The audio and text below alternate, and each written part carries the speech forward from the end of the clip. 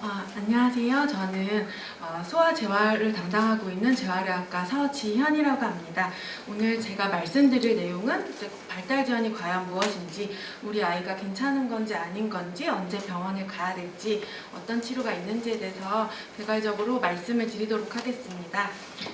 제가 말씀드릴 내용은 발달 지연이 무엇이고 그 원인은 무엇이고 어떠한 재활치료의 종류가 있는지에 대해서 말씀드리도록 하겠습니다.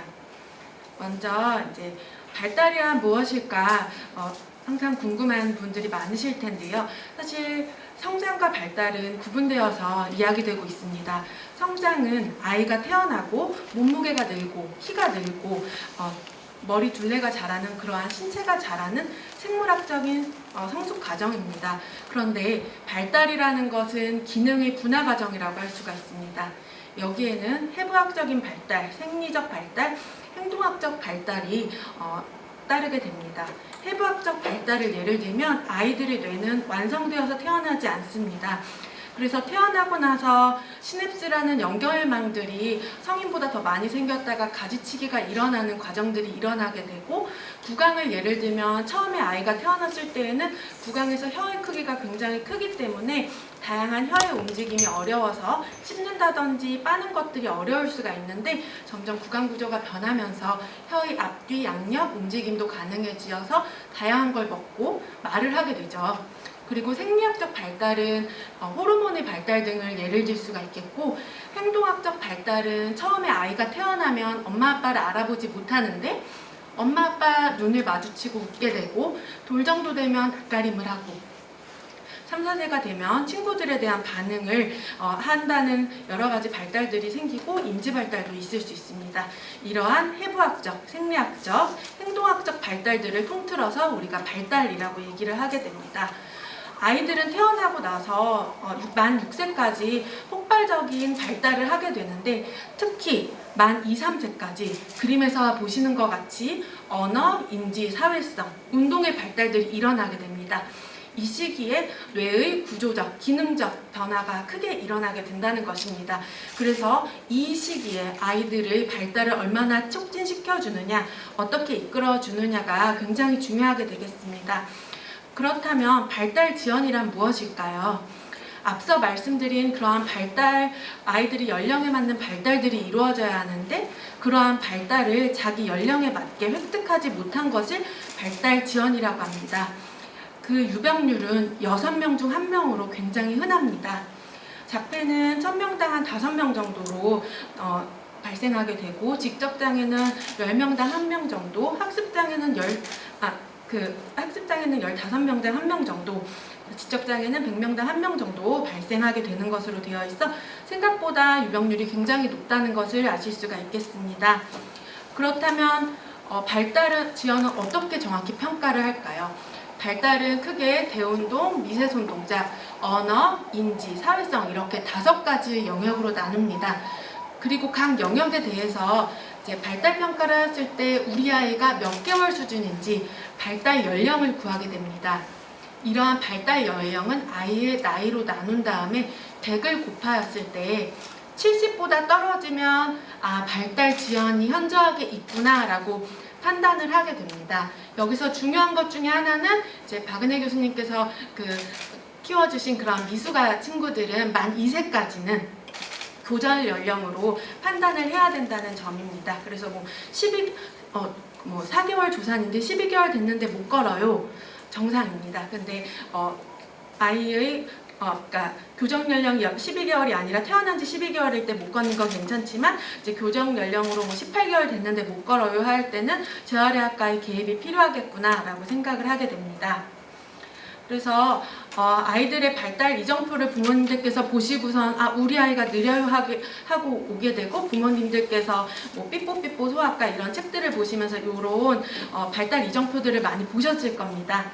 여기에는 사회성, 언어, 인지, 대근육, 소근육에 대해서 각각 분야별로 아이들이 어떠한 발달을 이루어야 되는지가 기록이 되어 있는데, 12개월을 예를 들면 11개월이 되면 엄마와 떨어지면 불안해해야 되고 낯을 가리고 엄마 이런 단어를 사용하고 빠이빠이 끄덕 같은 몸짓을 사용하게 됩니다. 그리고 잡지 않고 서고 약간의 거리를 걸을 수 있게 되고, 이제 포인팅을 하여서 버튼을 누르는 그러한 소근육 활동을 할 수 있게 됩니다. 그래서 이러한 다양한 발달들이 돌 전에 이루어지게 되겠고, 앞서 말씀드린 바와 같이 돌 이후에도 아이들은 계속 발달을 하게 됩니다. 특히 언어라든지 사회성, 인지적인 부분은 이 시기에 두드러지게 되는데, 예를 들면 4세 아이가 친구들과 놀지 못하고 게임 같은 것들을 할 때 전혀 적응을 하지 못한다, 관심이 없다, 이런 것들로 내원하는 경우도 있고, 문장으로 발화하지 못한다 해서 내원하는 경우도 있게 됩니다. 이러한 발달 이정표에서 이제 발달 지수가 70% 밑으로 떨어졌을 때에는 적극적인 재활치료가 필요하게 되겠습니다. 그래서 그렇다면 어떤 경우에 병원에 반드시 와야 될지 부모님들께서 궁금해 하시는데요. 4개월이 됐는데도 머리를 가누기 어렵거나 9개월에도 앉지 못하거나 18개월에도 걷지 못하면 내원을 하셔야 합니다.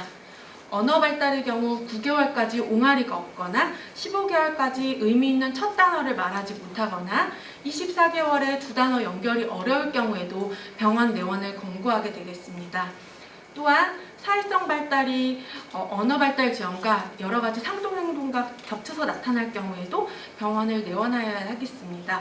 그래서 이렇게 내원을 하시면 이제 뒤에서 다른 교수님들께서 말씀해 주실 다양한 평가와 치료 계획을 세우게 되겠습니다. 그렇다면 부모님들께서 또 헷갈리시는 개념이 발달 지연, 전반적 발달 지연, 발달 장애, 여기에 대해서도 뭐가 다르지 하고 궁금증을 표현하시는 분들이 많으신데요. 우선 발달 지연이라는 경우는 또래에 비해서 발달이 더딘 아이들로 성장하면서 아동의 발달 이정표 수준에 도달할 수 있는 아동입니다.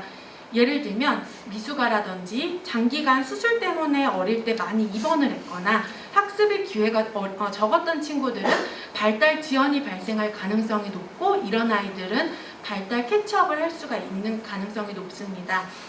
그리고 전반적 발달 지연은 대운동, 소운동, 언어, 인지, 사회성 등 5개의 영역에서 2가지 이상을 보이는데 5세 미만의 아동에서 이런 걸 보일 경우가 되겠고, 이런 친구들의 경우 발달 지연이 오래 남아서 이제 발달 장애로 진행할 가능성이 높은 아이들을 전반적 발달 지연이라고 일컫게 되겠습니다. 그리고 발달 장애는 이제 5세 이후에도 전반적 발달 지연이 지속되는 경우를 이제 의미하게 됩니다. 그렇다면 발달 지연은 왜 생길까요? 뇌성마비라든지 뇌종양, 뇌염, 경련 등으로 인한 뇌병변으로 인해서 발생할 수도 있고, 다운 증후군, 프레더-윌리, 레트 증후군 같이 유전 질환 때문일 수도 있고, 알코올이라든지 산전 감염과 같은 환경 요인, 선천성 대사량 이상, 그리고 영양의 결핍 때문에도 발생할 수 있고, 또 이것저것 검사하였는데도 현대의학으로는 밝힐 수 없는 원인 미상인 친구들도 아주 많습니다.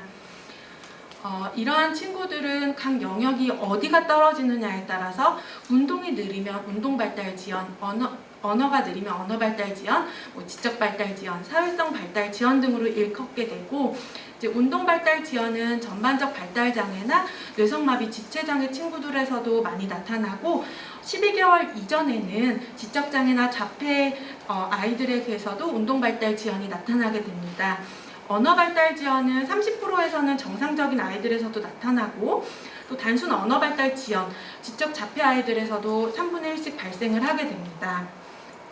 마지막으로, 그렇다면 뒤에서 이제 최선아 교수님께서 말씀해 주실 이런저런 검사를 하고 재활치료도 이제 미리 시작하는 것이 좋겠다 하였을 때 진행하는 재활치료는 크게 물리치료, 작업치료, 언어치료가 있게 되겠습니다. 물리치료의 경우에는 대운동 발달을 촉진하고 아이에게서 나타나는 이상 패턴을 교정하기 위해서 시행해 볼 수가 있습니다. 작업치료는 아이들의 미세 손동작 훈련과 눈손 협응 훈련, 인지 훈련, 시지각 훈련, 연화 치료를 위해서 진행을 할 수가 있습니다. 언어치료는 이제 수용 언어, 표현 언어 발달의 촉진과 함께 조음 장애를 치료하기 위해서 진행하게 됩니다. 네, 제가 준비한 내용은 여기까지입니다. 시간 내어주셔서 감사합니다.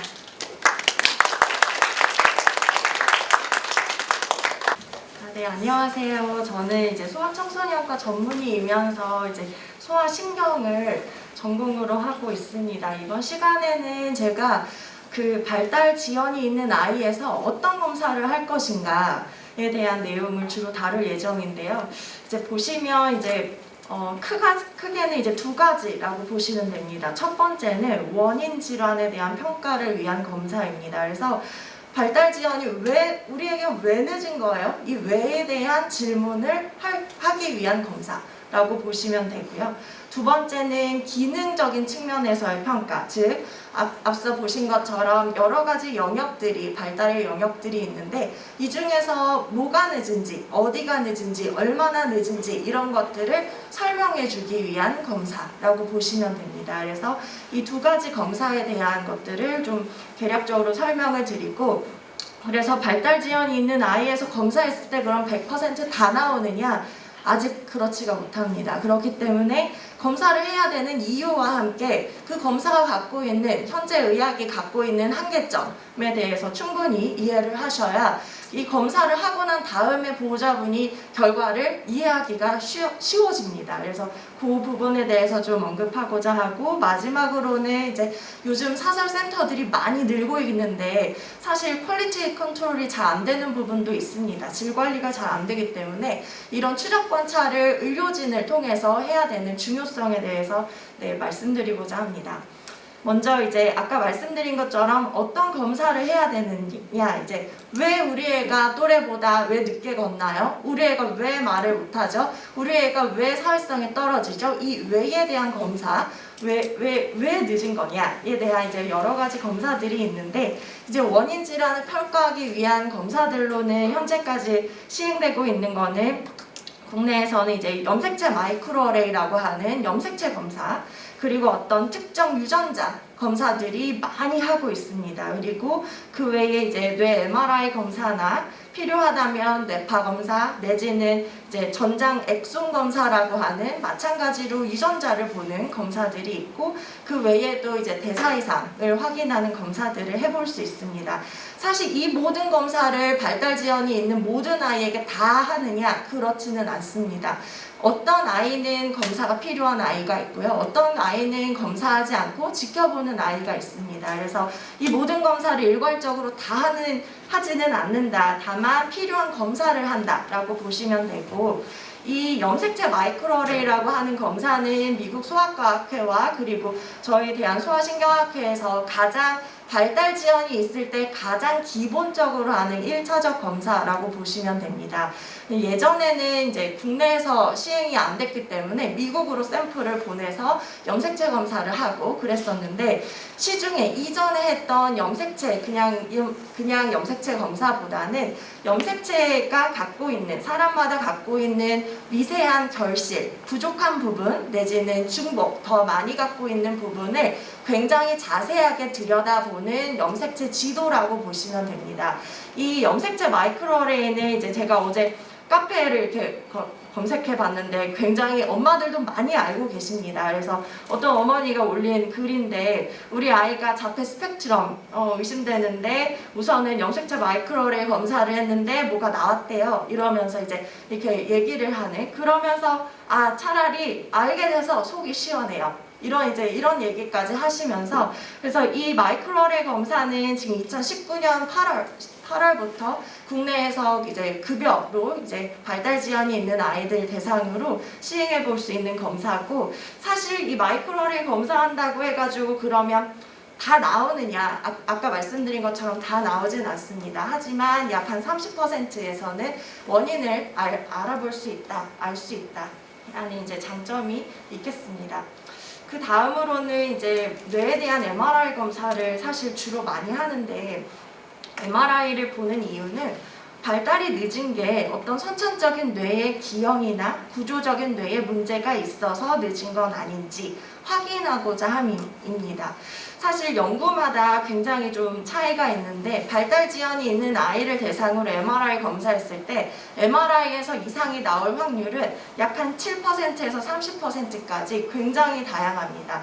사실 나올 수도 있고 안 나올 수도 있는데 MRI를 검사를 하는 이유는 사실 미국보다는 우리나라가 이제 MRI 검사나 이런 비용이나 접근성이 굉장히 뛰어나기 때문에 MRI 정도는 만약에 이제 설명이 안 된다 내지는 발달 지연이 있다면 확인을 해볼 수 있겠고요. 그렇다면 이제 어머니 아버님께서 많이 물어보세요. MRI 검사했는데 MRI 정상인데 어떻게 우리 애가 발달이 늦을 수가 있어요? 그리고 많이 물어보시고요. 근데 이제 MRI가 정상이라고 하더라도 뇌가 구조적으로 생긴 게 문제가 없다는 거지 아예 뇌의 기능적인 측면을 설명하는 것은 아니기 때문에 사실 MRI를 가지고 발달 정도를 확인하기는 어렵다는 점을 이제 이해하는 것이 중요하겠습니다. 다음으로는 이제 요즘 많이 하는 유전자 검사들입니다.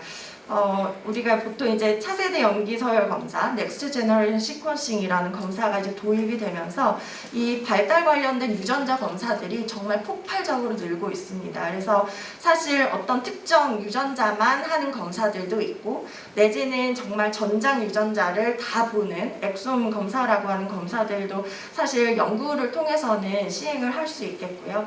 유전자 검사했을 때 원인을 나올 확률은 한 30% 정도로 알려져 있고 다만 이 유전자 검사를 하자고 말씀을 드릴 때 어머니 아버님께서 그럼 이거 고칠 수 있나요? 많이 물어보세요. 이거 유전자 검사나 염색체 검사하면 그래서 이거 어떻게 되는 거예요? 고칠 수 있어요?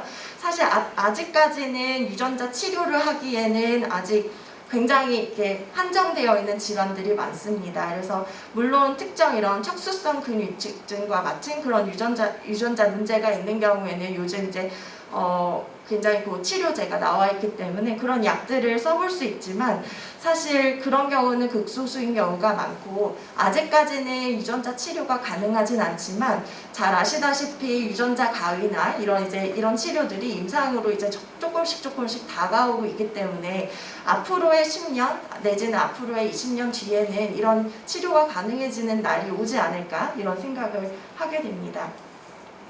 그 다음에는 이제 원인 외에 현재 기능을 평가하는 검사들이 있습니다. 현재 뭐 이런 베일리나 아니면 인지검사나 이런 검사를 통해서 현재 아이가 어느 정도 하는지, 어떤 영역이 부족한지 확인하는 검사들을 진행해 볼 수 있겠고요. 이런 검사를 하는 이유, 이제 많이들 우리 아기가 조금 늦은 것 같기는 한데 괜찮아지지 않을까? 이런 이제 막연한 기대를 많이 하시는 경우도 많은데 사실 아이가 늦다고 평가가 되었으면 내지는 영양검진에서 이상이 있다고 나왔다면 그 다음에는 원인에 대해서 내지는 현재 뭐가 부족한지에 대해서 찾아봐야 합니다. 그냥 기대만 가지고 아이를 키우시는 것보다는 적절하게 뭐가 문제인지 내지는 원인이 무엇인지 왜 늦은 건지 이런 것들을 확인하게 되면 어머니 아버님의 불안도나 이런 게 좀 낮아질 수 있고 원인을 알면 사실 치료적 개입이 가능한 질환도 있기 때문에 이런 최적의 치료 개입을 위해서는 사실 늦다고 생각한 그 시기에 검사를 하고 그리고 그거에 대한 치료 정보를 얻고 예후에 대한 정보를 얻는 것이 굉장히 중요합니다. 왜냐하면 치료라는 거는 치료 시기가 있습니다. 그래서 그 시기에 적절한 치료 내지는 빠른 치료적 개입이 아이한테 발달학적으로는 더 좋은 예후를 보일 수 있기 때문에 이런 평가들을 미루지 마시고 필요하다면 검사를 하셔서 이제 확인하는 게 중요하겠고요. 아이가 발달이 늦다 많이들 물어보세요. 그래서 우리 애가 좋아질까요?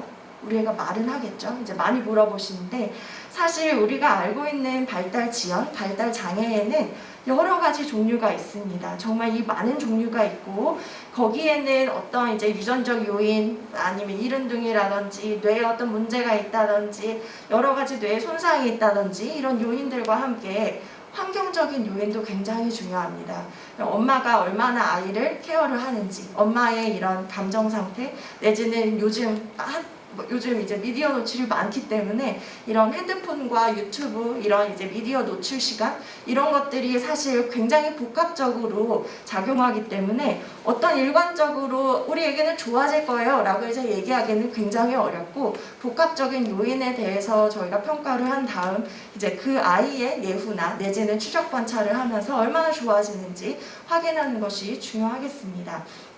마지막으로 이제 추적 관찰이 필요한 이유, 이제 많이들 아까 말씀드린 것처럼 이제 사설센터나 이런 곳에서 치료를 받지만 그러면서 막상 의료진을 만나지 않는 경우도 종종 있습니다. 그래서 우선은 만약에 이제 첫 평가 때 아이가 문제가 있었다면 그게 좋아졌는지 확인하는 게 첫 번째고요. 또는 이제 두 번째는 아이가 치료를 받다 보면 그거는 좋아졌는데 다른 게 문제가 되는 경우도 있습니다. 그래서 예를 들면 돌 때 이제 뇌성마비로 있어서 이제 진단을 받고 운동 치료를 열심히 했는데 운동에 대해서는 많이 좋아졌는데요. 이게 나중에는 ADHD나 다른 이제 인지나 이런 쪽으로 이 장애가 이 지연이 다른 쪽으로 같이 스위치하는 경우가 있기 때문에 이런 거에 대한 모니터 확인하는 것이 굉장히 중요하겠고요. 현재 치료를 잘 받고 있느냐, 치료적인 어떤 전환점이 필요한 것은 아닌지에 대한 이제 관찰을 위해서는 의료진을 계속 추적 관찰을 하면서 의사를 따라가시는 게 중요하겠습니다. 정리하면 아이의 발달이 또래보다 늦다고 염려되느냐, 걱정되느냐, 즉 이제 미국에서도 마찬가지입니다. 우리가 보통 엄마의 염려가 있으시면 그때는 발달 클리닉에 오시는 게 좋습니다. 그래서 괜찮은지 확인하는 게 우선 제일 좋고요. 또 요즘 이제 영유아 검진을 많이 하고 있기 때문에 영유아 검진에서 뭔가 심화평가 공고를 받았다. 그때는 의사를 만나는 게 우선 중요하겠습니다. 그래서 우선 저희 발달 클리닉에서는 제가 하는 거는 이런 이제 원인 질환에 대한 평가. 그래서 무엇이 문제인지, 왜 문제인지에 대한 이제 기술적으로 확인하는 거. 또 그 다음으로는 이제 기능적으로 평가를 하면서 저희 재활의학과 선생님도 마찬가지지만 정기적으로 재활치료를 받으시면서 의료진의 평가와 개입을 통해서 아이들의 발달을 향상시킬 수 있다라고 저는 이제 생각하고 있고요. 우선은 이번 요 계기가 되어서 저희 아이들의 발달이 사실 이제 그냥 정말 세팅 정형화되어 있지 않은 내지는 그런 시스템이 잘 갖추어지지 않은 곳들이 굉장히 많은데 사실 해볼 수 있는 검사들 내지는 치료하면서 추적 관찰을 같이 할 수 있다는 그런 장점을 저희가 갖고 있다고 생각합니다. 네, 경청해 주셔서 감사합니다.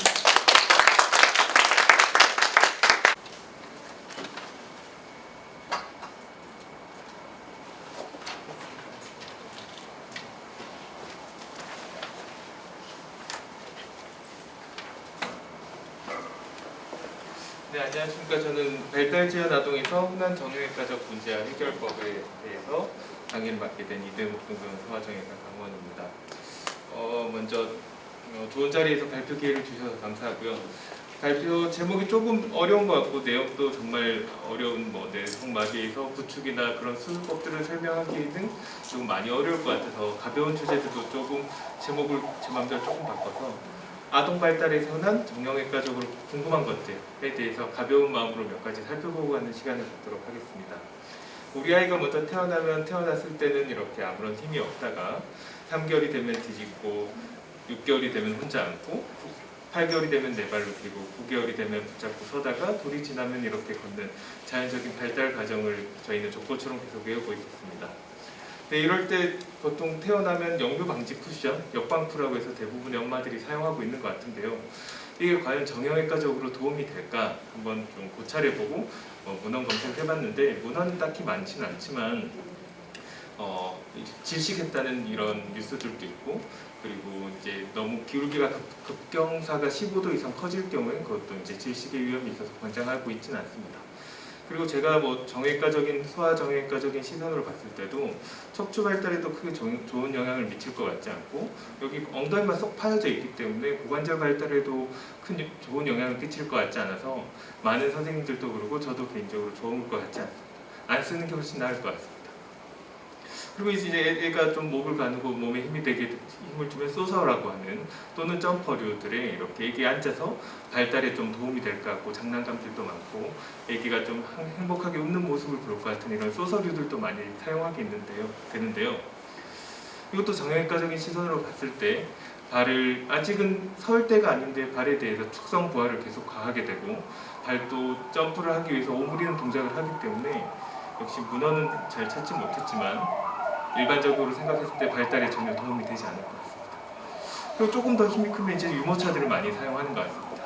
저희 부모님도 유모차를 하지 않아서 아이들이 다리에 힘이 없느니 이런 말을 많이 듣고 유모차를 하면 발달에 도움이 될 것 같고 애기도 더 잘 클 것 같은 생각이 듭니다. 유모차에 대해서는 많은 연구들이 좀 진행되어 있는데요. 정형외과적으로는 보행 발달에 영향을 준다, 안 준다로 아직 컨센서스 이렇게 딱 결론이 나 있지는 않지만 부정적인 연구들도 많고 좀 영향을 미친다. 그리고 조금 부정적인 내용들이 더 많아서 보행 발달에 도움을 준다라는 생각으로 쓸 이유는 전혀 없는 것 같습니다. 그리고 이것보다도 더 중요한 이유로 아기가 이제 주로 계단 같은 데서 많이 떨어지면서 두개골골절, 뇌출혈, 경추골절도 많이 보고가 되고 있고 이상한 걸 주워 먹거나 화상 이런 것들에 대해서 보고가 많기 때문에 결국 보행기도 전혀 공부하지 않습니다. 그럼 이쯤 되면 많은 분들이 나도 이런 거 썼는데 아니면 우리 아이도 썼는데 이런 거 안 쓰면 도대체 어떻게 키우라는 거지? 이런 생각을 고민을 갖고 죄책감을 느끼시게 될 것 같은데요. 육아템은 아이를 위한 것이고 아이의 발달에 도움이 될 것 같아서 많이 사용하지만 이는 절대 아닌 것 같습니다. 엄마를 위한 것이고 엄마 육아에 도움이 되는 것 같습니다. 뭐 써야 됩니까 안 써야 됩니까 한다면 공식적으로 가운을 입고 있는 상태에서는 쓰지 않는 게 좋습니다라고 밖에 말씀을 드릴 수 없을 것 같지만 현실적으로는 어느 정도 최소한 시간에 주의를 기울이면서 애가 다치지 않게 이런 안 좋은 점이 있을 수 있을 것 같으니 최소한의 시간으로 우리가 뽀로로 안 좋은 거 알지만 조금씩 틀어줄 수밖에 없듯이 그렇게 최소한의 자제하면서 사용하는 것 정도는 일반적으로는 큰 문제가 되지 않지 않을까라는 생각을 듭니다. 그리고 또 우리가 아기가 이렇게 커가는 과정에서 생후 한 달쯤 정도 되면 우리 아이 사타구니 피부 주름이 비대칭이요라면서 저희 과에 제일 많이 오게 됩니다. 이렇게 아기 주름을 봤을 때 엉덩이 쪽에 주름이 이렇게 반대칭이지 않아서 보통 영유아 검진에서 많이 의뢰돼서 오고 엄마들이 직접 찾아오는 경우도 덜 있습니다. 그리고 아기가 이제 걷다 보면 우리 아이가 오다리예요라서 많이 오게 됩니다. 이렇게 오다리는 무릎은 닿지 않고 발목이 닿는 그냥 오다리 내반술이라고 하는데요. 그렇게 해서 많이 찾아오게 됩니다. 이 두 가지에 대해서 그럼 정형외과적으로는 어떻게 보는지 한번 살펴보도록 하겠습니다. 고관절 주름 비대칭, 사타구니에 있는 주름 비대칭은 발달성 고관절 이형성증이라고 하는 질환을 감별하기 위해서 보는 건데요. 이런 문제를 가지고 병원에 내원하기도 하고 보통은 엄마들이 직접 찾아서 올 때는 우리 아이 다리가 이렇게 한쪽이 덜 벌어지기 때문에 기저귀 갈기가 힘들어요라고 오기도 합니다. 그리고 예민한 엄마들은 이렇게 눕혀봤을 때 이렇게 무릎 높이가 달라요라고 또는 다리를 당겨봤을 때 길이가 달라요라고 내원하기도 하지만 현실적으로는 사타구니 주름이 비대칭이라서 영유아 검진에서 의뢰돼서 오는 경우가 대부분인 것 같습니다. 이 이름이 어려운 발달성 고관절 이형성증은 대충 어떤 질환인지 살펴보면 고관절은 우리 히프, 이 엉덩관절을 얘기하는데 이 대퇴골과 이렇게 골반뼈가 이렇게 제자리에서 여기 왠지 그릇이 있을 것 같고 이렇게 뼈가 그 사이에서 잘 형성돼야 되는데 이 발달하면서 또는 태어났을 때부터 또는 발달하면서 점차 이렇게 빠져 있는 상태로 발달하게 되는 걸 발달성 고관절 이형성증이라고 합니다. 이렇게 빠져있어 자라게 되면 점차 여기서 고착화되기 때문에 조기 발견과 조기 치료가 매우 중요하기 때문에 엄마들이 먼저 병원에 찾아오기 전에 영유아 검진에서 의사들이 먼저 찾아서 빨리 치료를 시작하자 해서 저희 소아에서 좀 중요하게 보고 있는 것 같습니다. 6개월 이전에 오면은 아직 여기 대퇴골두가 뼈 형성이 다 돼 있지 않은 시기라서요. 보통은 초음파로 이렇게 진단하고 초음파에서 간단히 이렇게 해롭지도 않게 간단히 진단할 수 있기 때문에 가급적 검사를 권유합니다. 일부 나라에서는 전 소아를 대상으로 전내 검사를 하기도 한다고 들었습니다. 근데 저희 나라는 어느 현실적 여건상 그 영유아 검진에서 비대칭으로 의뢰돼서 오는 하나들에 대해서 비급여로 초음파를 시행하고 있습니다. 그럼 고관절 우리 아이가 이제 고관절이 문제는 없지만 어떻게 예방을 위해서는 어떤 자세가 좋을까요? 편한 마음으로 한번 왼쪽 이 그림이 더 좋을 것 같은 분 한번 손 한 번만 들어주십시오. 그럼 오른쪽 그림이 좋겠다. 네, 역시 잘 알고 계신 것 같습니다. 굉장히 부정적인 느낌의 사진으로 골랐는데 그래도 역시 저희 다리를 쭉쭉 펴고 당기는 동작을 갖는 쭉쭉이는 절대 좋지 않습니다. 이렇게 고관절 올바른 발달을 위해서는 이렇게 쩍벌하는 자세가 더 권장됩니다. 생후 6개월 이내에 이게 발견됐을 때는 이렇게 파블릭 보장구, 파블릭 하네스라고 하는 이런 끈앞풀을 좀 묶어서 다리를 이렇게 고관절을 굴곡하고 무릎이 닿지 않게 벌리고 무릎도 구부린 이 자세로 이렇게 간단히 98% 정도의 성공률을 보이는 아주 간단한 치료로 치료할 수 있기 때문에 이런 조기 발견이 중요하고 이 질환이 없다 하더라도 또는 의심되는 환아에선 이런 자세를 유지하는 게 좋습니다. 쭉쭉이 자세보단 이렇게 쩍벌남 자세를 항상 하는 것을 교육하고 강조하고 있습니다. 그리고 이게 이 수아들 이렇게 속사교를 할 때도 이렇게 다리가 오므러지지 않게 다리를 벌리고 있는 자세를 유지하는 게 중요하고요. 그래서 보통 제품에 나오는 것들도 보니까 상지는 좀 어느 정도 폼하게 단단하게 조여지지만 다리는 좀 느슨하게 대부분 조여지고 있는 것 같고 이 또한 아기가 이제 뒹굴뒹굴하는 100일 정도가 지나고 나서는 사용하지 않을 것을 권고하고 있습니다. 자, 이번에는 이제 오다리에 대해서 살펴보겠습니다. 이제 걷고 나면 우리 아이가 오다리가 걱정이 돼서 내하시는 분들이 있는데요. 이거는 생후 14개월에 이제 오다리를 주사로 내어난 우리 교과서에 실려 있는 사진인데요. 보면은 육안적으로 보기에도 오다리고 사진으로 보기에도 오다리입니다. 뭐 다른 기타 질환의 특이 소견은 보이지 않습니다. 아무 조치 없이 아무 치료 없이 경과 관찰했고요. 6개월 후에 이렇게 다리가 예쁘게 펴진 모습을 볼 수 있습니다. 이런 걸 생리적 내반술이라고 하는데요. 당연히 이렇게 생리적으로 이제 태어났을 때 오다리 모양을 보이지만 18개월 경에 다리가 펴지고 만 3, 4세 경이 됐을 땐 오히려 X다리 외반슬이 되고요. 그리고 이제 7세경이 되어야 이렇게 다리가 이제 다시 고든 모양으로 보인다는 저희 소아정형외과에서는 굉장히 좀 유명한 그래프인데요. 처음에 태어났을 땐 이렇게 무릎의 각도가 내반슬로 여기까지 가 있다가 점차 급속도로 펴지다가 만 2살 정도가 되면 다시 최대 펴졌다가 3, 4세경이 됐을 때 최대 외반슬을 X다리를 보이고 다시 학교 갈 때쯤 되면 외반슬을 보입니다. 태어났을 땐 오다리였다가 3살일 땐 다시 X다리가 됐다가 학교 가면 다시 일자가 됐다가 이제 우리 작년일 때 일자였다가 다시 또 늙으면 일반적으로 무릎은 내반슬의 관절염을 겪는 경우가 많으니까 다시 슬프게 돌아가는 모습을 보이는 것 같습니다. 저도 어느덧 이 정도 가는 것 같은데 제 마음은 아직 굉장히 좀 슬퍼서 한번 짚었습니다. 그렇다고 해서 모든 오다리가 생리적 내반슬이고 문제가 없는 건 아닙니다. 뭐 병적 내반슬, 뭐 이렇게 불리는 블라우트 병이란 것도 있는데요. 남아에서 흔하고 이렇게 다리가 보면 병적으로 휘어 있습니다. 이렇게 양측에 있고 히스테이닉이나 흑인 계열에서 많은 걸 봐서 이런 유전적인 요소가 있는 것도 같지만 역학조사를 해보면 비만이고 생후 10개월 이내에 일찍 걸은 아이가 좀 많은 걸 보면 조금 다 우리 뼈가 성숙되기 전에 빨리 축성 부화를 했기 때문에 생기는 게 아닐까? 라는 의심을 하고 있습니다. 그렇기 때문에 아직 설 줄도 모르는 애기한테 빨리 서라 이러면서 점퍼를 태우거나 보행기를 하는 건 이런 의미에서도 좋지 않을 것 같습니다. 물론 이 비타민 D 결핍으로 인해서 오는 그룹병 요즘 뭐 모유 수유를 오래 장기간 했을 때도 해서 주로 오게 되는데요. 그런 변형의 일종으로서 이렇게 오다리가 내원할 수도 있습니다. 그럼 우리가 어떻게 감별할 수 있을까? 엄마들이 봤을 때 2살 이후에도 오다리거나 어느 한쪽만 그렇다거나 많이 절뚝거리거나 누가 봐도 심한 뭐 주먹 1개 이상이 들어갈 정도의 오다리라면 그래도 병원에 와서 이런 질환들이 있으니까 엑스레이 정도는 한번 찍어보는 게 어떨까 싶습니다. 그리고 마지막으로 이제 정말 이제 병적 보행이라고 볼 수도 있는 까치발 보행에 대해서 간단히만 살펴보면요. 우리 애기들이 발끝으로만 아장아장 걷는 모습인데요. 이게 그럼 병적일까?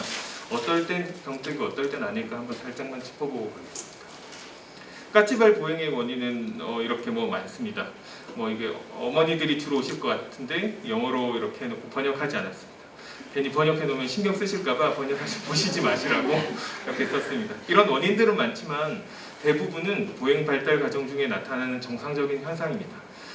조금 어느 정도 리뷰 논문을 보면 걷기 시작하고 나면 22주 정도에는 대부분 많은 애들에서 보이고 2돌이 지나고 나면 또 저절로 사라지기 때문에 걱정을 하지 않아도 되고 아직 이유는 모르지만 정상적인 발달 과정 중에 하나로 이해하고 있습니다.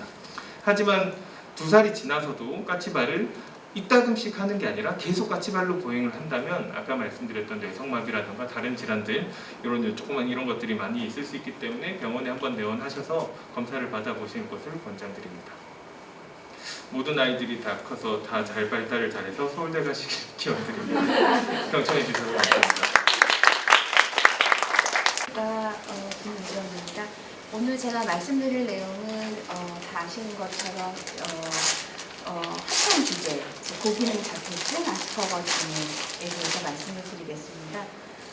우리가 흔히 이제 자폐증이라는 그런 증상에 대해서 정확한 진단명을 먼저 정리를 해보고 넘어가는 게 좋겠는데, 자폐증, 자폐장애, 전반적 발달장애, 유사자폐증, 고기능 자폐증, 아스퍼거 이렇게 여러 가지 진단명들이 사실 혼재되어 있는데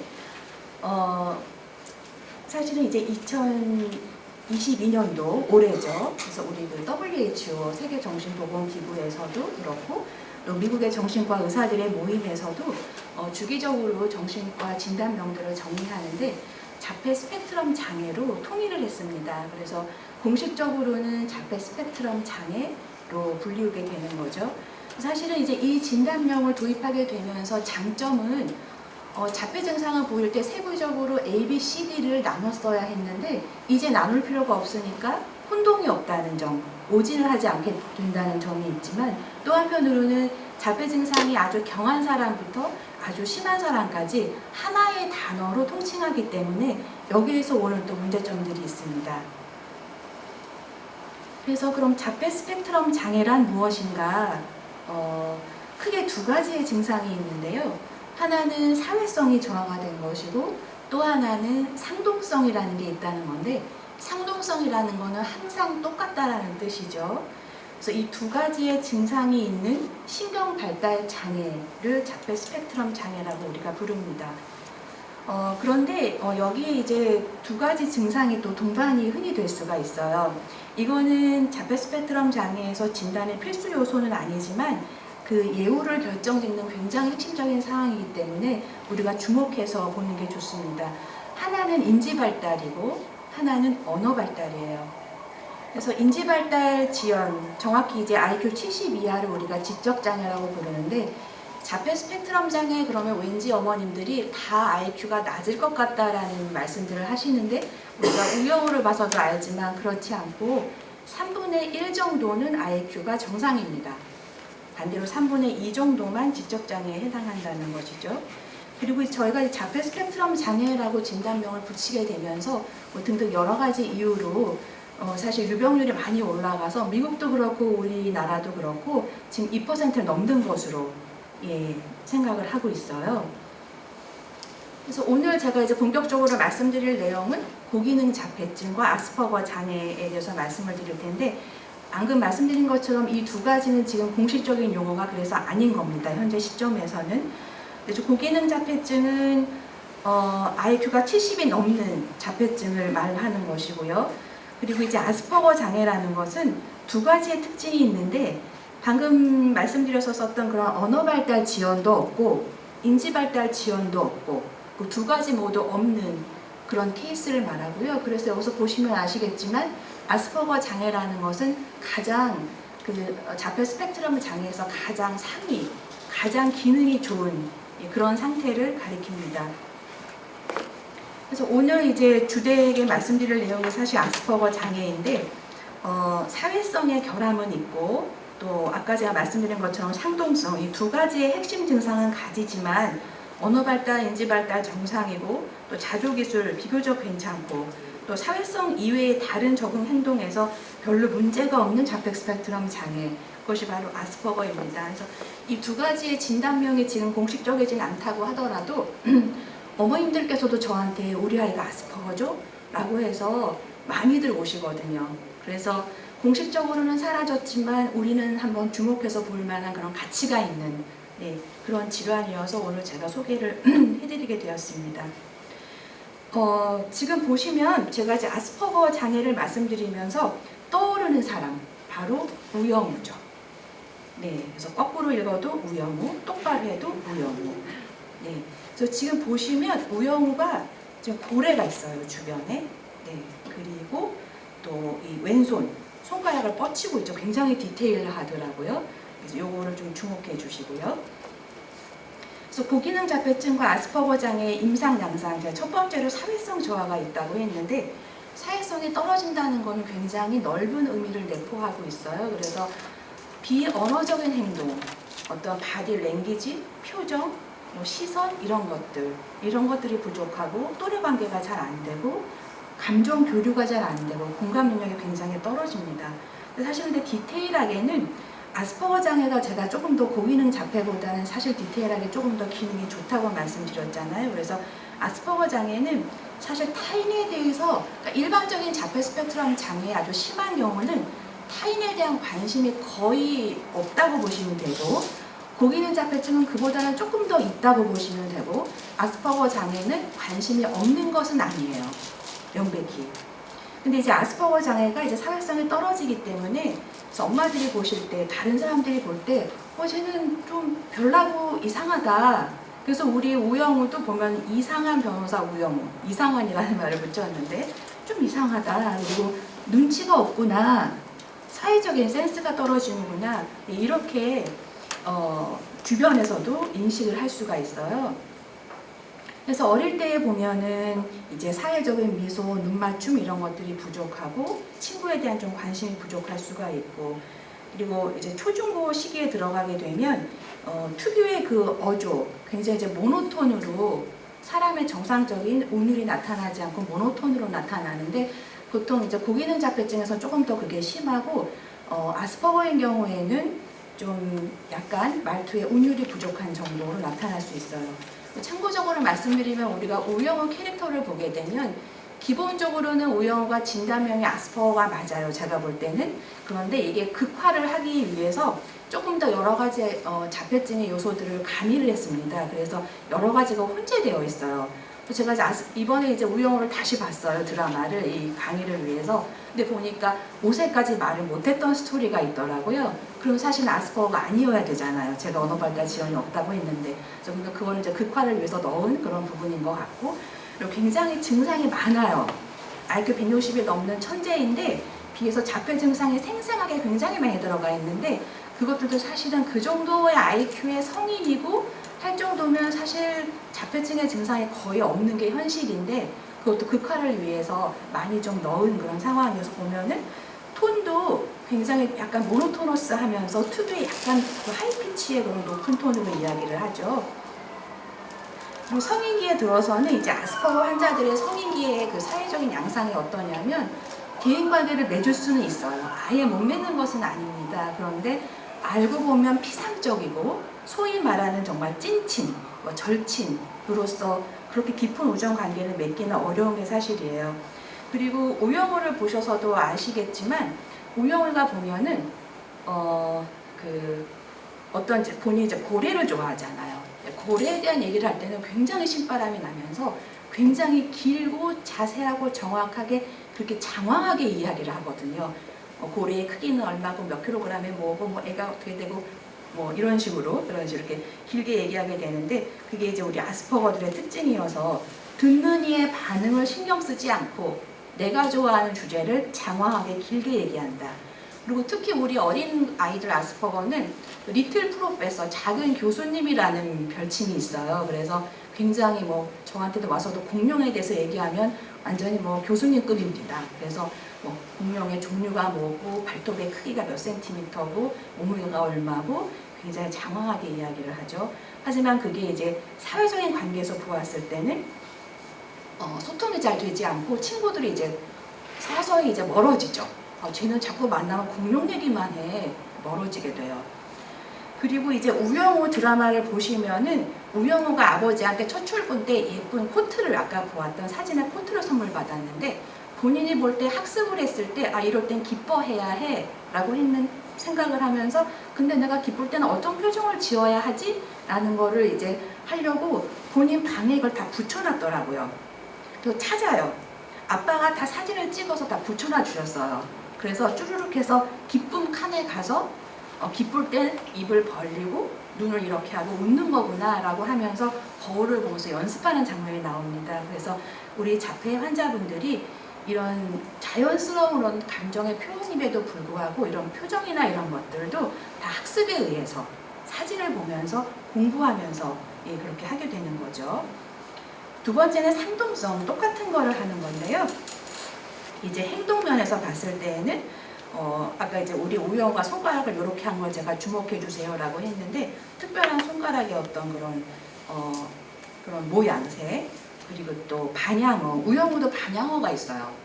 직장에 가서도 이제 반향어를 하니까 직장 상사가 반향어 하지 말아라 할 정도로 반향어가 있고 또 장난감을 정렬하기. 그래서 우영우도 들어가자마자 첫 번째 간날 상사의 물건들을 다 정리를 각을 맞춰줍니다.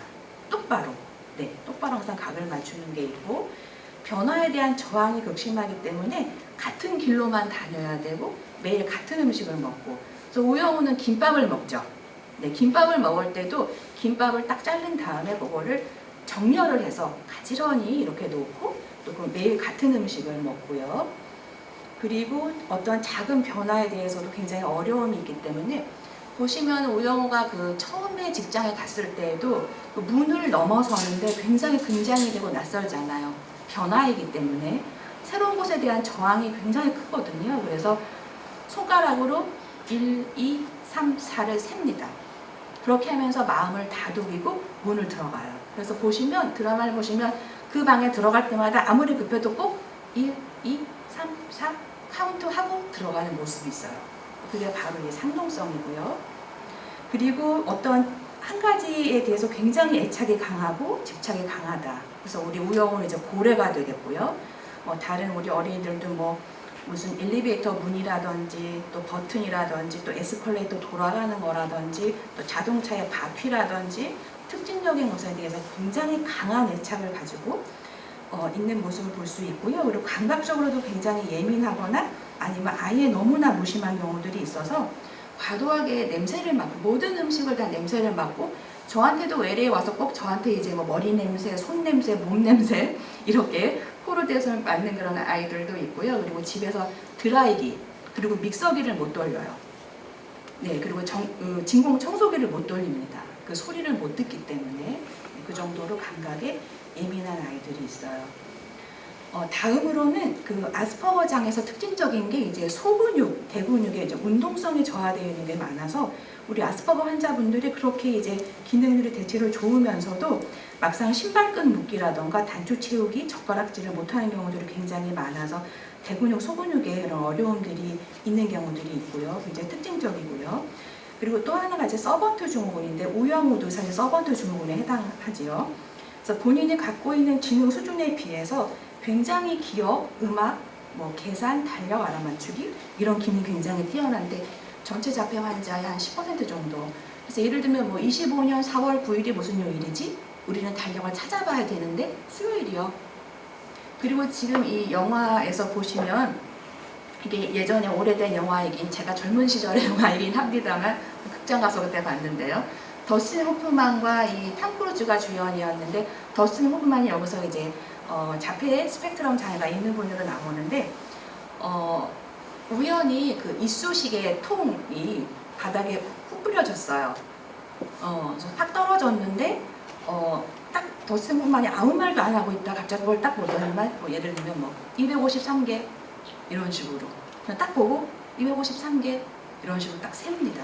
그래서 우리 이 탐 크루즈가 멀리 떨어져서 지내고 있다가 처음으로 이제 더스틴 호프만을 만났는데 이 사람이 굉장히 비범한 능력이 있구나 라는 걸 알게 돼서 이 형하고 같이 포카판에 갑니다.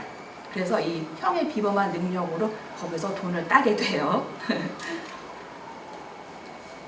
진단은 저희가 일단 자폐 스펙트럼 장애 자체의 진단의 시기 어머니들이 많이 물어보시는데 조기 발견 치료가 일단 유리하다는 건 당연히 기본이고요. 보통 통상적으로 12개월 정도에도 쌍이 나타나는 경우들이 있어요. 심한 자폐인 경우에.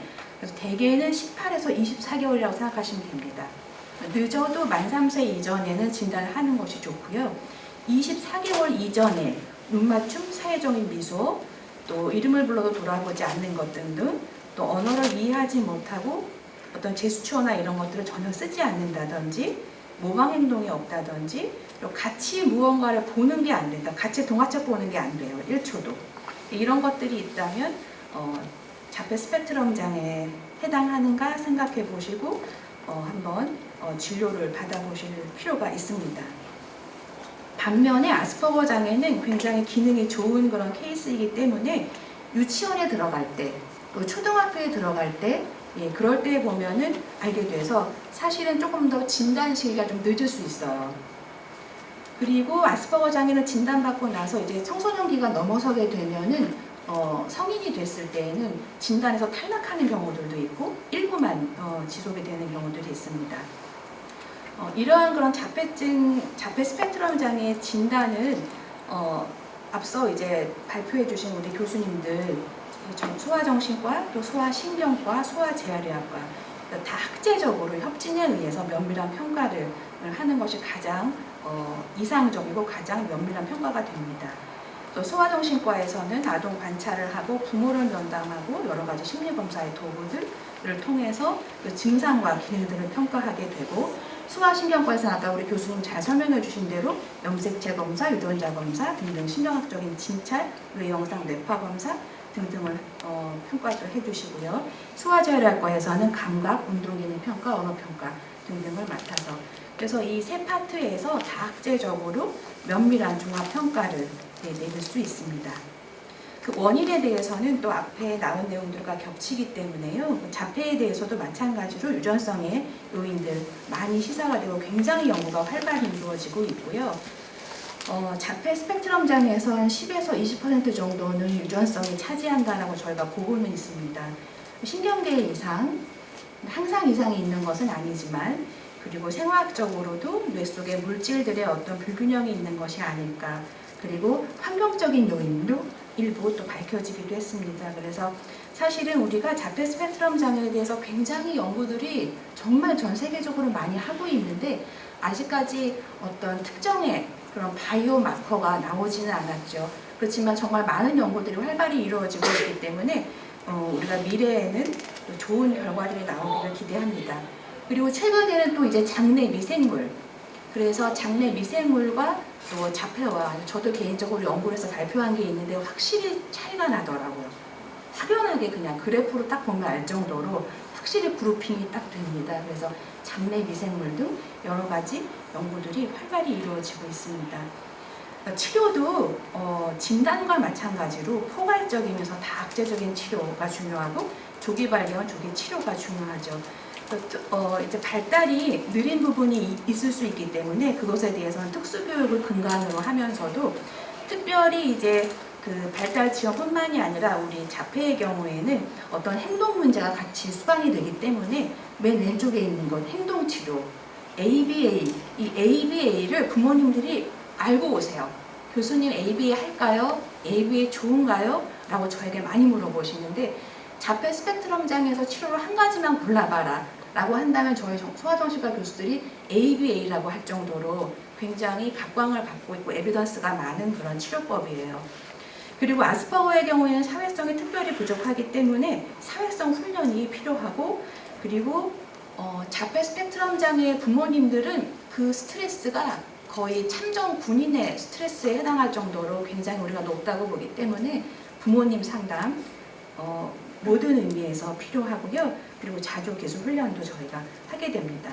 그래서 말씀드린 대로 우리 이렇게 세 파트에서 각각 해당하는 치료들을 하게 되고, 특히 소아정신과에서는 동반 증상이나 질환이 있을 때 ADHD, 불안, 우울, 상동성 자해 등등에 대해서 약물 치료를 또 하게 되고요. 소아신경과는 또 우리가 경련 발작에 동반된 경우들도 있고, 또 다른 어떤 유전성 질환이나 선천성 대사 이상들이 있는 경우에 또 도맡아서 치료를 해주시게 되고, 소아재활의학과에서도 감각 통합 치료, 운동 치료.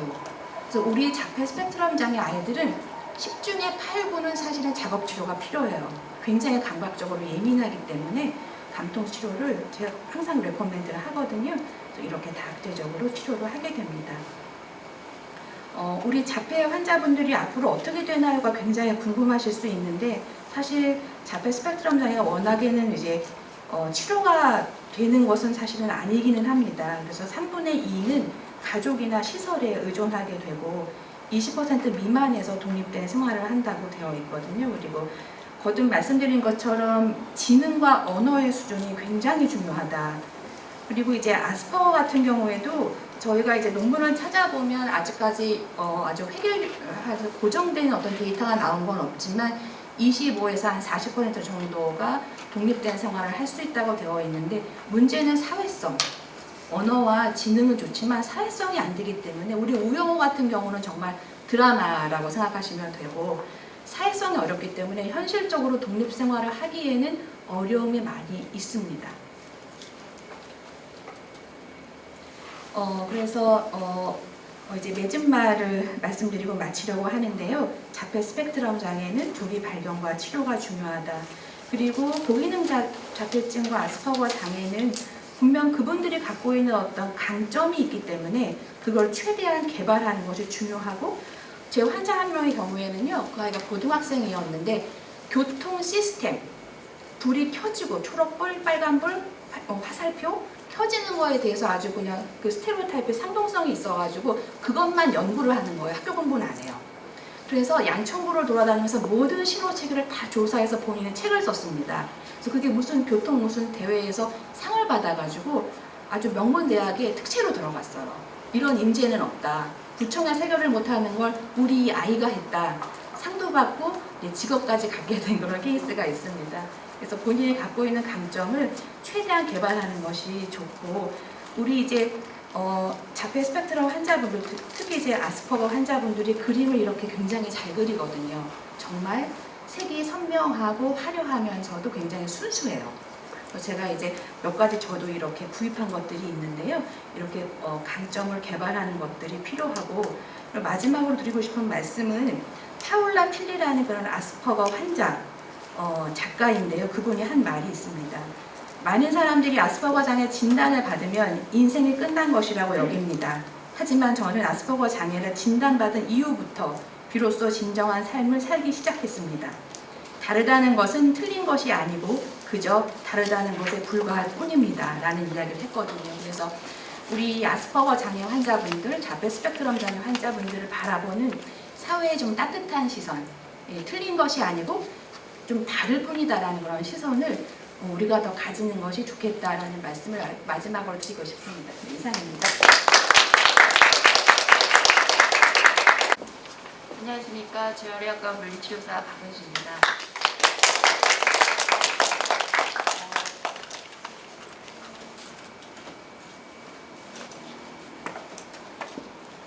발달 지혈을 보이는 아동에게는 대운동 발달 촉진 및 정상 움직임 패턴을 획득을 위한 적절한 운동 자극이 필요합니다. 다시 말해서 아동이 태어나서 목을 가누고 걷기까지의 일련의 과정에서 어떤 채워져야 되는 근육 강화, 그리고 중력에 대하여서 중심을 잡는다든가, 그리고 이제 움직임 연결을 위한 분절 운동이 이루어질 수 있도록 발달 촉진을 해주고, 또한 또 그와 같이 올바른 자세와 정렬을 가지고 아동이 잘 성장할 수 있도록 하는 운동 치료가 필요합니다. 그런 과정을 사진을 보면서 설명해 드리겠습니다. 첫 번째 사진과 같이 이런 자세에서 아동의 뒤쪽 어깨를 감싸서 치료사 쪽으로 끌어안으려고 했을 때 아동이 목을 잘 가누고 따라올 수 있도록 유도해 줌으로써 머리 조절 강화 운동을 해주는 동작입니다.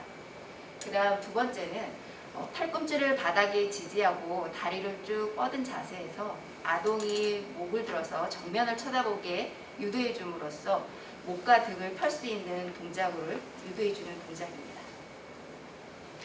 다음은 아이가 팔꿈치를 펴고 바닥을 지지하게 자세를 만들어 줌으로써 자기 체중 지지 능력과 앞쪽에 장난감을 유도하여서 팔을 뻗게 유도해 줌으로써 양팔을 교대로 사용하게 만들어주고 결국에는 이게 기는 동작으로 연결할 수 있도록 하는 동작입니다. 다음은 아동을 바닥에 앉혀있는 상태에서 중심을 좌우, 앞뒤로 변화시켜주면서 중력에 대항해서 체관을 조절할 수 있도록 유도하는 동작들입니다.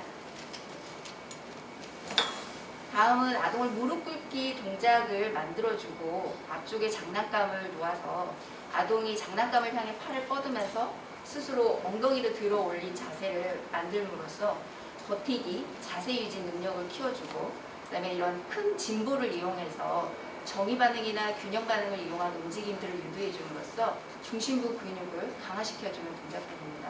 사실 그 발달 전 아동들이 힘이 굉장히 늦게 좀 생기는 이유 때문에도 발달이 늦는데요. 그런 아이들이 점차적으로 아동이 힘이 생겨가는 머리에서부터 발끝까지 순차적으로 발달해 가는 과정에서 이 중심부의 힘이 얼마나 좋아지느냐에 따라서 아동의 어떤 움직임, 어떤 기능적인 움직임이 굉장히 좋아질 수 있는 그런 중요한 시점이기 때문에 중심부 근육 강화 운동은 굉장히 중요한 요인이 될 수 있습니다. 그리고 다음은 아이의 발바닥이 바닥에 닿을 정도의 낮은 벤치에 앉아서 무게중심을 다리 쪽으로 이동하게끔 유도해 줌으로써 중력에 대항해서 아이가 체간을 잘 조절할 수 있도록 해주는 동작들입니다. 요 스테이지는 아이가 허리를 쭉 펴고 반듯한 자세를 유지할 수 있도록 앞쪽에 테이블을 놓아서 아이의 골반을 잡아주어서 버티기 그리고 자세 유지 능력을 키워주고 옆쪽으로 무게중심을 좀 이동시켜주면서 아동이 스스로 옆으로 이동할 수 있는 능력을 키워줄 수 있는 어떤 동작들을 유도하는 운동입니다. 다음은 아동이 어떤 걸음마 보조기나 물건들을 붙잡고 섰을 때 아동의 골반을 잡고 천천히 앞쪽으로 무게중심을 이동해서 이동할 수 있도록 유도해 줌으로써 보행으로 연결할 수 있도록 어떤 움직임들을 유도해 줌으로써 아이가 스스로 걷는 움직임들을 획득할 수 있도록 하는 동작들입니다. 결국에는 지금까지 보신 것과 같이 발달 전 아동에서의 운동 치료는 정상 운동 발달에 근거한 움직임들을 아동의 기능에 따라서 순차적으로 가능하도록 가이드해주는 운동 치료를 시행합니다. 이렇게 짧게 운동 치료에 대해서 설명을 드리겠습니다. 감사합니다.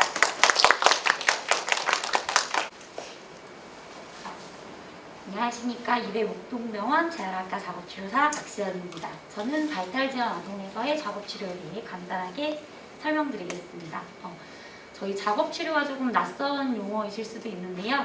작업치료를 좀 간단하게 설명을 드리면 이제 소아의 근거에서 아동의 소근육이나 놀이 그리고 인지 발달을 통해서 추후 성인이 되었을 때 일상생활을 좀 독립적으로 이뤄낼 수 있도록 영위할 수 있도록 도와주는 치료를 말합니다. 어머님들께서 항상 궁금해하는 게 언제 병원에 와야 되는지를 많이 궁금해하시는데요. 간단하게 연령별로 정리를 해봤습니다. 만 0세에서 1세에서는 눈 맞춤이 어렵거나 자기 신체 탐색이라든지 주변에 대한 거에 관심이 없을 때, 그리고 만 2세에는 소근육이나 눈손 협응의 어려움, 그리고 기초적인 의사소통이 어려울 때 많이 찾게 되십니다. 만 3세의 경우에는 어린이집에 많이 가게 되는데요. 이때 또래와 함께 놀기 어렵거나 도구 사용의 어려움으로 일상생활 동작에서의 참여 의지가 저하됐을 때 많이들 찾아오시게 됩니다. 저희 작업치료실에 오시게 되면요. 간단하게 이제 발달평가, 그리고 손기능평가, 일상생활평가 이렇게 세 가지를 진행하게 됩니다. 발달평가의 경우 이제 상호작용이나 일상생활에서의 항목을 볼 수 있는 개인사회성, 그리고 소근육, 언어, 대근육을 보게 됩니다. 0세부터 6세까지 평가를 하는 발달평가이고요. 이거는 정확하게 아이가 몇 개월입니다 라고 나오는 평가는 아니지만 2개월수로 추정이 됩니다 라고 알 수 있는 평가입니다. 다음으로 손기능 평가입니다. 이거는 세 가지 항목으로 되어 있고요. 팔을 뻗거나 이제 본인의 몸을 보호하기 위한 보호 반사, 그리고 막대나 주사위, 작은 구슬을 잡고 놓는 것, 그리고 연필이나 숟가락과 같은 도구를 사용하는 것을 보게 됩니다. 이 평가는 세 가지 항목에서 각각 연령 개월수가 나오기 때문에 이 평가 자체로는 소근육이 몇 개월 정도 되는구나 라고 알 수 있습니다. 그 다음은 일상생활 평가로서 저희가 일상생활에 그냥 먹고, 목욕하고, 세수하고, 양치하고, 걷고, 계단을 오르내리는 이 부분에서 어느 정도 도움이 필요한지에 대해서 저희가 평가를 하게 됩니다. 이러한 평가 후에 이제 치료를 진행하게 되는데, 우선 치료는 저희가 일주일에 한 번 진행을 하고 있고, 이제 가정에서 조금 해줄 수 있는 거에 대해서 좀 정리를 했는데요. 만 0세에서 1세 같은 경우는 아이들이 아직은 많이 움직임이 많거나 그러지 않기 때문에 모비를 만져본다든지 아니면 손에서의 예민한 감각을 좀 둔화시키기 위해 촉감놀이, 그다음에 깍꿍놀이, 뭐 얼굴에 스티커를 떼고 붙이면서 상호작용을 할 수 있는 이러한 놀이들을 제공해 줄 수 있고요. 만 2세의 경우에는 이제 아동들이 착석을 조금 하게 되면서 손을 쓰는 소근육 활동이 많이 발달하게 됩니다. 그래서 다양한 쓰기 도구를 탐색하고 뭐 보호자와 함께하는 뭐 가게놀이, 그다음에 이전에 이제 주세요 활동을 하게 되는데 그거를 토대로 엄마랑 같이 할 수 있는 뭐 놀이라든지 그다음에 뭐 자연을 이용한 나뭇잎 왕관 만들기, 손바닥 그리기, 뭐 손바닥을 그리면서 또 파인모터를 위한 뭐 스티커 붙이고 떼기 이런 활동도 함께 진행할 수 있습니다. 만 3세의 경우에는 아이들이 이제 일상생활에서 본인이 좀 참여할 수 있는 부분이 많이 늘어나게 됩니다. 그래서 이불과 뭐 베개를 본인이 엄마 아빠 함께 정리를 해본다든지 칫솔을 찾아 양치하기, 그리고 보호자와 함께 뭐 수건을 잡고 체조한다든지 본인이 좋아하는 것, 싫어하는 것에 대해 말하고 엄마와 함께 사진 찍기 이런 활동을 함께 가정에서 진행해 주실 수 있습니다. 네, 제가 준비한 자료는 여기까지고요. 네, 여기까지 하겠습니다. 네, 감사합니다. 재활의학과 언어치료실 최수진입니다. 저는 오늘 발달지원 아동에서의 언어치료에 대해서 설명을 드리고자 하고 들으시는 분들이 대부분 보호자분들이실 것 같아서 자세한 이론적인 내용보다는 언제 우리가 언어평가를 받아야 하는지, 그리고 어디에서 어떻게 해야 되고 언어치료에서는 무엇을 할 수 있고, 그렇다면 내가 집에서는 어떻게 해줄 수 있는지에 대해서 간단하게 설명드리겠습니다. 그 전에 이제 흔히 언어치료라고 하면 언어로 치료를 하는구나 라고 생각을 하시는 경우가 많은데, 조사를 하나 바꿔서 언어를 치료한다고 생각하시면 됩니다. 그래서 말이나 언어의 어려움으로 인해서 의사소통이 어려운 아동이나 성인의 발달 상태나 언어 능력을 평가하고 정상적인 언어 발달을 유도하는 과정이라고 생각하시면 되고, 여기에서 말이라고 해서 스피치는 흔히 저희가 음성장애 또는 조음장애라고 생각하시면 되고, 랭귀지라고 표현되어 있는 것들이 이해하고 표현하는 우리 아이들이 발달하기 시작하는 거라고 구별하시면 됩니다.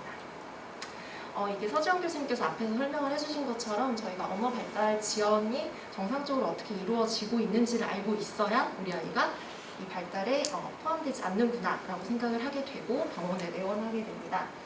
흔히 가장 중요한 게 돌과 두돌, 세돌로 나눌 수 있는데, 돌무렵에는 사실 많이 알고 계시는 것처럼 첫낱말이 관찰이 되고 이와 동시에 호명에 대해서 반응을 보이기 시작합니다.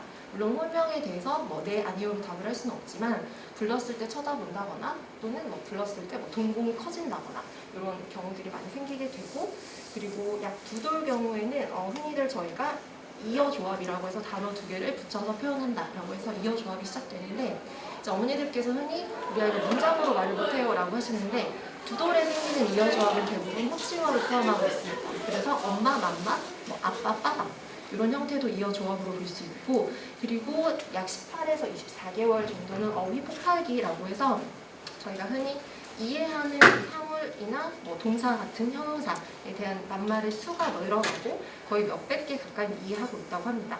그리고 한 20개 이상의 명사를 표현할 수 있고 간단한 동사도 사용할 수 있습니다. 그리고 이 시기에는 뭐야? 등의 질문을 같이 쓸 수 있습니다. 그리고 약 24개월에서 36개월이 되면 이제 색깔을 이해한다든지 짧은 이야기를 이해하고 엄마와 원활한 상호작용이 가능하고, 그리고 문장의 길이가 조금 더 길어지면서 아동이 조금 더 창조적으로 본인의 의도를 표현하고자 하는 문장을 생성하기 시작하는데, 사실 언어 발달은 개인차가 매우 크고 아이의 성향이나 환경 그리고 자극에 따라서 좀 더 개인차가 커서 이런 언어 발달과 동시에 아이가 과연 나랑 상호작용을 소리나 구어, 제스처로 어떻게 하고 있는지를 보시고 상호작용이 좀 잘 이루어지지 않는 것 같다라고 하면 내원하는 게 좋습니다. 그러면 어디에서 언어평가를 시작할 수 있는지인데, 의심이 되시거나 걱정이 되시면 우선 병원을 방문하시는 게 가장 좋습니다. 그래서 어머니들께서 병원에 가면 뭔가 진단을 받아서 무서워하시는 경우들이 있는데, 우리 아이의 발달 과정을 체크한다고 생각하시고 오셔도 되고, 병원에 오신 다음에는 이제 의사 선생님 만나서 언어 평가 여부에 대해서 결정을 하게 되고 언어 평가를 실시하게 되는데, 흔히 이제 보통 취약 전에 오시는 경우가 많아서 두 가지 언어 검사를 시행하게 됩니다.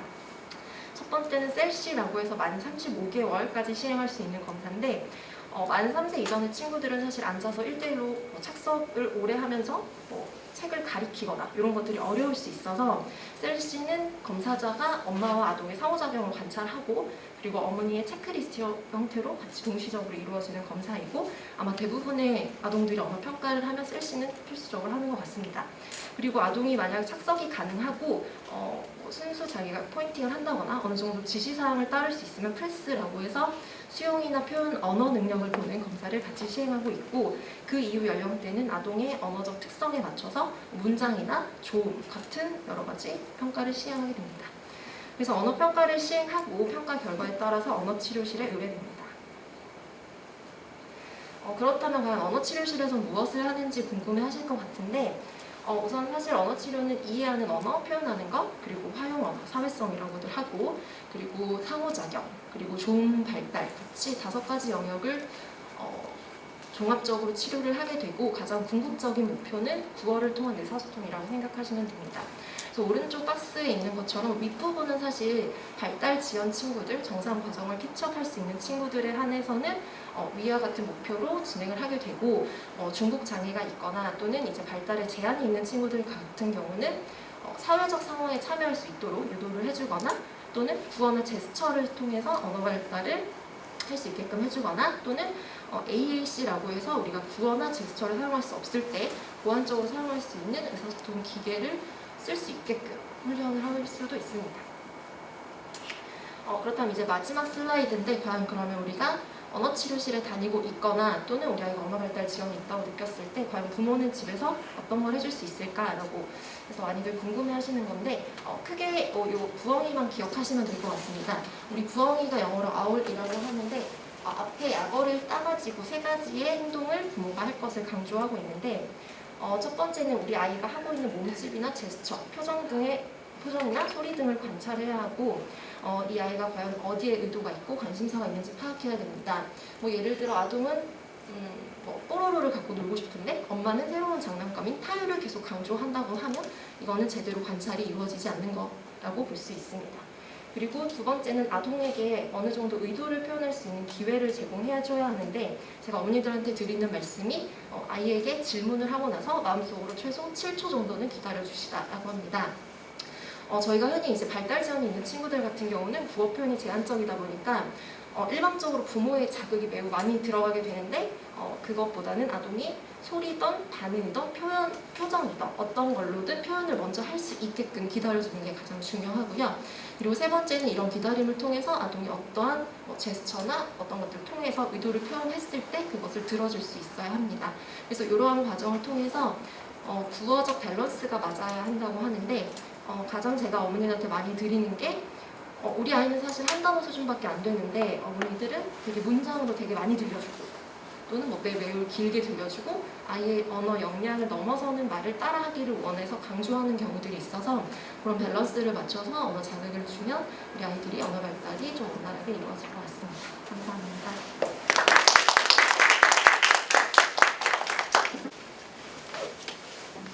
안녕하세요. 재활의학과 임상심리사 신설아입니다. 저는 발달 지연 아동에서의 임상심리 평가 및 치료 관련해서 안내해드리려고 하는데요. 앞에서 사실 교수님들이 너무 많이 잘 설명해 주셔서 그 부분들은 좀 건너뛰고 제가 좀 강조해서 말씀드리고 싶었던 부분을 좀 안내해드리고자 합니다. 일단 임상심리 평가라고 했을 때에는 아동의 상태를 파악하고 그다음에 진단에 필요한 정보를 제공해서 치료 계획을 수립하고 또 그 치료 효과를 점검하는 3가지 목표 중에 한 꼭지로 진행을 하게 되는데요. 그 평가 목적이나 대상의 연령에 따라서 평가의 종류라든지 혹은 도구가 결정이 되게 됩니다. 그래서 영유아 같은 경우에는 발달 평가가 진행이 되고요. 발달 검사에는 여기 베일리, 덴버, PPR과 같은 도구들이 사용이 되는데 베일리 영유아 발달 검사 같은 경우에는 다양한 영역별로 발달 원령이 아니라 지능 검사처럼 통계적으로 보다 정확한 발달 지수가 산출이 된다는 점에서 각 영역별로 아이의 발달이 얼마나 고르게 혹은 어떤 특정 영역이 좀 처지는지 이런 식으로 비교해서 볼 수 있다는 점에서 많이 선호하는 검사입니다. 그래서 발달 평가라 하면 이러한 발달 검사와 함께 이제 적응 행동이라든지 혹은 자폐 관련된 행동들, 그리고 양육자의 어떤 스트레스 혹은 양육 환경을 평가하는 이제 여러 검사들이 이제 종합해서 이루어지게 되고요. 발달 평가 관련해서 이제 어머님들께 말씀드리고 싶은 거는, 발달 검사는 뭐 MRI나 이런 피 검사와 달리 아이가 실제로 그 검사 환경에서 하는 수행을 보고서 평가하는 거기 때문에 좋은 컨디션으로 대원하셔야 합니다. 그래서 아이가 이제 수면이나 식사 잘 하고 올 수 있는 날을 선택해 주셔야 되고요. 컨디션이 안 좋거나 혹은 뭐 전날 피곤한 일이 있었다 이런 경우에는 사실 검사 일정을 미뤄 주시기를 권유드립니다. 그리고 아이가 이제 낯선 환경에서 적응하는데 이제 좀 이제 수행을 유도할 수 있는 좋아하는 간식이나 장난감 같은 거 가지고 오시면 좋고요.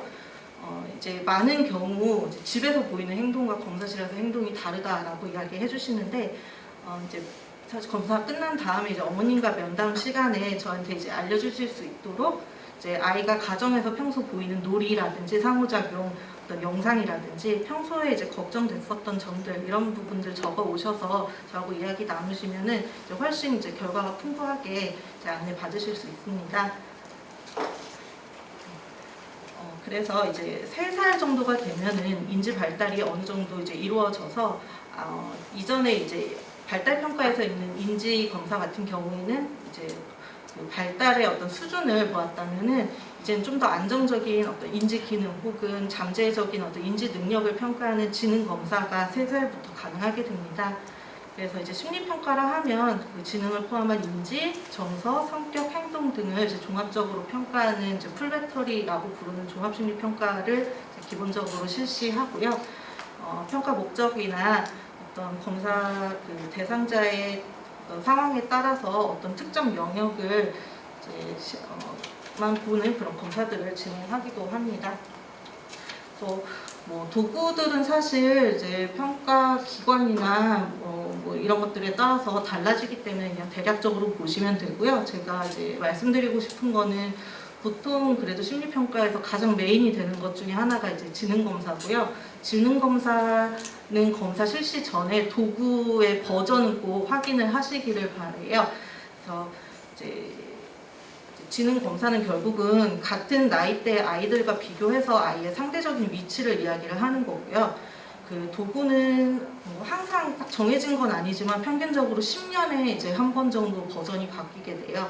그렇기 때문에 이제 그 최신 기준을 사용하지 않으면 사실은 그 비교하는 대상 아이들이 벌써 다른 세대의 사람들과 비교를 하는 거기 때문에 최신 기준을 사용하시기를 꼭 권유드리는데, 이제 의 경우 4판 이렇게 사용하고 있습니다.